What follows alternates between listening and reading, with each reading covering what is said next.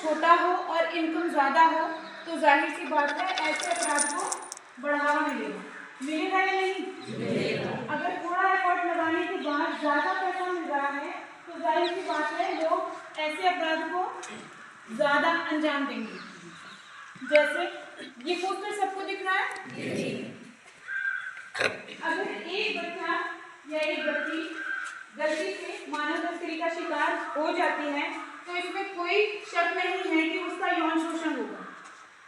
दूसरा, कोई बच्चा है तो रेलवे स्टेशन में, बस अड्डों में उनसे भीख मंगवाया जा सकता है।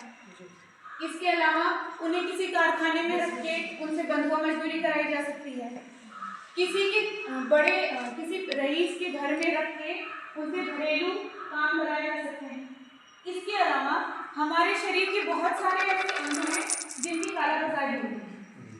अगर किसी घटना या दुर्घटना में कोई एक्सपायर हो जाता है तो मरने के कई घंटों तक हमारे शरीर के कुछ ऐसे अंग हैं जैसे आँख, हमारा दिल, वो काम करते रहते हैं।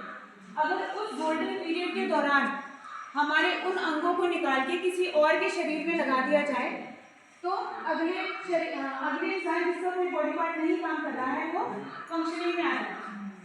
तो अंग निकालने के पर्पज से भी तस्करी हो सकती है। महिला है तो सेरोगेसी के लिए यूज किया जा सकता है, वैश्यालयों में भेजा जा सकता है। तो ऐसे अनगिनत अपराध हैं। एक विक्टिम या एक पीड़ित के साथ अनगिनत अपराध किए जा सकते हैं और अनगिनत तरीके से पैसे कमाए जा सकते हैं। यही रीज़न है कि आज की डेट में मानव तस्करी बहुत ज़्यादा हो रहा है और इसके बारे में हम सबको जानना बहुत ज़रूरी है। तो ये कुछ उद्देश्य हैं जिसकी वजह से मानव तस्करी को इतना बढ़ावा मिल रहा है। अब बात करते हैं कि कौन लोग हैं जो इस तरह के अपराधों में संलिप्त हैं। ये कोई भी हो सकते हैं, हमारे आपके बीच में ही रहने वाले, हमारे गांव में, हमारे जान पहचान के कोई भी इंसान इस तरह की अपराधों में संलिप्त हो सकता है। अब बात करते हैं टारगेट कौन है।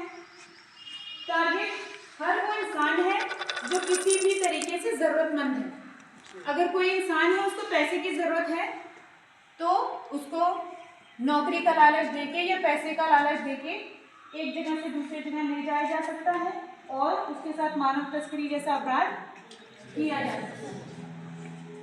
जैसे अगर कोई इंसान एक हफ्ते से उसने ढंग से खाना नहीं खाया है ना, और उसको कोई खाना ऑफर करे कि आ जाओ मैं आपको खाना देता हूँ, आपको एक छोटा सा काम करना है या काम नहीं करना है, आप आ जाओ मेरे यहाँ और मैं आपको खाना खिलाता हूँ। तो जो एक हफ्ते से खाना नहीं खाया है वो जाहिर सी बात है उसके यहाँ जाएगा। मानव तस्करी के जो टारगेट है ये सिर्फ वही लोग हैं जो जरूरतमंद हैं या जिनके अंदर जागरूकता की कमी है। अचानक से बाढ़ आ गया और वहाँ की पूरी लाइफस्टाइल क्या हो गई, बर्बाद हो गई। अब उनके पास रहने के लिए जगह नहीं है, खाने के लिए भी कुछ नहीं है। तो ऐसी जो जगह हैं वहाँ के लोगों को पैसे का और नौकरी का, यहाँ पे मेरी बात समझ में आई, मानव तस्करी के पीछे उद्देश्य क्या है, कौन लोग शिकार हो सकते हैं। और जो ज़्यादातर हम लोग बॉर्डर एरिया में, चूँकि रुको एरिया में ड्यूटी करते हैं, तो मैक्सिमम में केसेस हम रेस्क्यू करते हैं, मतलब जो बच्चों को हम बचाते हैं उसमें ऐसी बच्चियाँ बहुत इन्वॉल्व हैं जो प्यार के झांसे में फंस के जाती हैं।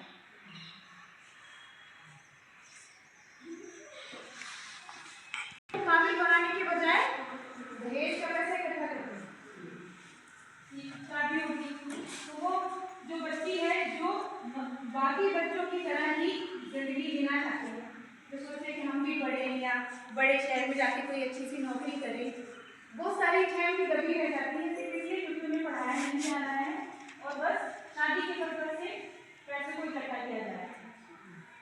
ऐसे में अगर कोई पुरुष अमर उजाला के लिए जूनियर ड्राइवर नवाबगंज समाज एजेंसी।